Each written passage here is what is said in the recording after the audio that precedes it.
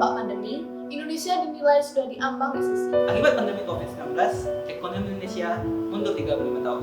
Ekonomi digital menjadi penopang perekonomian di tengah pandemi COVID-19.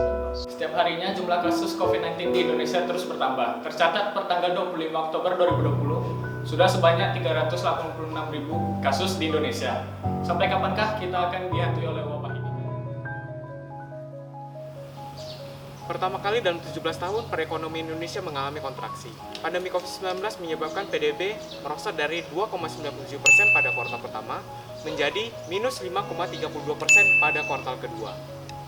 Menurut Koordinator Pemberdayaan Kapasitas TIK Kemkoinfo, selama pandemi COVID-19, masyarakat menggantungkan kehidupannya pada ekonomi digital. Bahkan, bisnis daring fast-moving consumer good diprediksi akan meningkat 400% pada tahun 2020. Nah, apakah data yang saya sampaikan ini tadi benar? Yang dimana ekonomi di masa pandemi ini berkurang dan perekonomian di online justru meningkat. Nah, untuk itu kita akan bertanya pada penjual ataupun pedagang yang kita temui. Oke, let's go. Bang, ini udah berjualan udah berapa lama? Jualan kita udah 2 bulan. 2 bulan Iya. ya. Kalau kita ini jualan sini dari sebelum COVID ada di sini, Bang. Udah pindah sini, sebelumnya kita di Ronggo.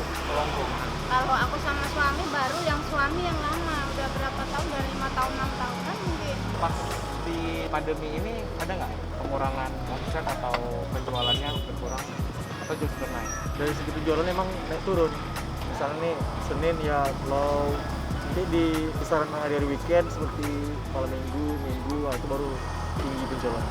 Mungkin karena apa juga ya Bang ya, mungkin karena kita dari Ronggo juga baru pindah ke sini kan ibaratnya sebenarnya kita udah ada pelanggan tetap juga di Ronggo gitu kan, tapi semenjak pindah ini mungkin karena orang yang nggak tahu kita di Ronggo pindah ke sini kan mungkin agak ngedrop Bang, memang jauh ngedrop lah, ditambah dengan COVID ini memang jauh Bang ngedropnya gitu, nggak stabil Bang, memang stabil. Abangnya di sini ada online nggak?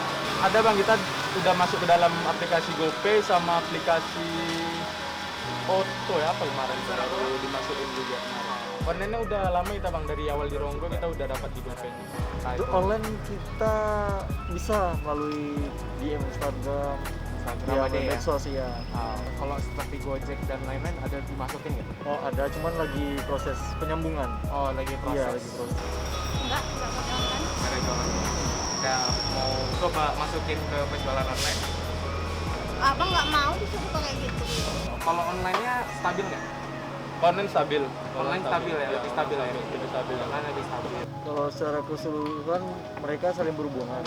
Karena dari media sosial kita mempromosikan melalui Instagram, terus share ke kawan-kawan. Jadi mereka datang kemari.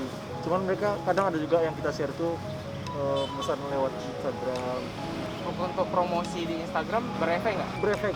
Kadang kan kita nggak tahu ini yang cek Instagram kan, yang di-explore, misalnya orang yang hobi kulineri, kan itu muncul secara tidak sengaja ya di timeline mereka.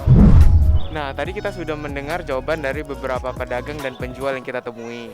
Ada yang omset penjualannya stabil, ada yang turun, dan ada juga yang penjualan online-nya yang stabil. Nah, di sini kita bisa simpulkan bahwa di saat pandemi ini kita generasi muda, generasi milenial juga bisa meningkatkan perekonomian kita dengan menggunakan bisnis digital yang kita punya. Contohnya seperti saya, ekonomi digital sangat membantu saya sebagai seorang editor video untuk terus berkarya dalam keahlian saya. Jangan malu untuk menggunakan teknologi untuk meningkatkan perekonomian Indonesia. Sebelum saya mengakhiri video ini, saya ingin mengucapkan selamat ulang tahun untuk Gen B yang ke-9. Semoga kita generasi milenial terus menjadi generasi yang kreatif dimanapun kita berada. Gen B Riau, energi untuk negeri.